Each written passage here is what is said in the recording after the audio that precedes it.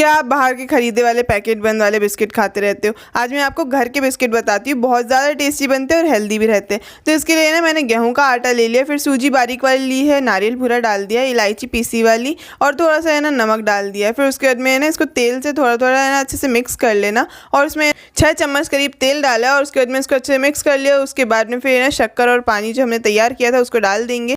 और शक्कर और पानी मैंने दोनों एक कप लिया था और ये ज़्यादा मीठा भी नहीं हुआ था। और आपको डो बनाने के लिए अगर थोड़ा सा पानी और ज़रूरत पड़े तो आप 1 कप करीब और पानी ले सकते हैं।